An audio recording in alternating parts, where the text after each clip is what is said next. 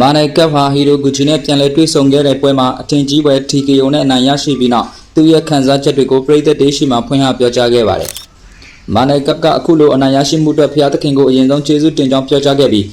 ဟီရိုဂူချီကိုလည်းသူ့ဘဝတစ်လျှောက်ရင်ဆိုင်မှုသမျှတွေကအကောင်းဆုံးဖိုက်တာတစ်ယောက်ဖြစ်ချီးကျူးသွားခဲ့ပါတယ်။မာနယ်ကပ်ရဲ့ပြောကြားချက်အရ2019ခုနှစ်ကဟီရိုဂူချီနဲ့စတင်ရင်ဆိုင်ခဲ့ရပြီးနောက်သူ့လိုအောင်မြင်တဲ့ဖိုက်တာတစ်ယောက်ဖြစ်ချင်ခဲ့တာကြောင့်ယနေ့ရောက်ရှိနေတဲ့နေသားမှာဟီရိုဂူချီရဲ့တက်ရောက်မှုတွေပါဝင်နေတယ်လို့ဆိုပါတယ်။ပွဲအစပိုင်းမှာဟီရိုဂူချီရဲ့ထိပ်တောင်းတွေကြောင့်အခက်အခဲတချို့ကြုံတွေ့ခဲ့ရပေမဲ့ဘယ်တော့မှအရှုံးမပေးတဲ့စိတ်ဓာတ်ကသာသူ့ကိုအောင်မြင်မှုစီပို့ဆောင်ပေးခဲ့တယ်လို့လည်းမာနယ်ကပ်ကပြောကြားသွားခဲ့ပါတယ်။ဒါပြင်သူ့ရဲ့ flyweight division နဲ့ကအကြောက်ရဆုံးလက်နက်ဖြစ်တဲ့ power ကိုလည်းထပ်မံပြသနိုင်ခဲ့ပြီးကျွန်တော်မင်းကိုတစ်ချက်ပဲထိလိုက်ရင်မင်းပြီးသွားပြီဆိုတဲ့ယုံကြည်မှုပြည့်ရှိတဲ့စကားကိုလည်းပြောကြားသွားခဲ့ပါတယ်။အဆုံးသက်အခိုက်အတန့်နဲ့ပတ်သက်ပြီးတော့မာနယ်ကပ်ကနောက်ဆုံးတွေ့ဆုံခဲ့တဲ့ပွဲတော်ကနဲ့မတူအောင်စတန်ပြောင်းလဲတွေအသုံးပြုခဲ့ပြီးသူ့ရဲ့မခံမနိုင်တဲ့ fighting style ကအနိုင်ရရှိမှုတွေအဓိကတော့ချက်ဖြစ်ခဲ့တယ်လို့လည်းရှင်းပြခဲ့ပါတယ်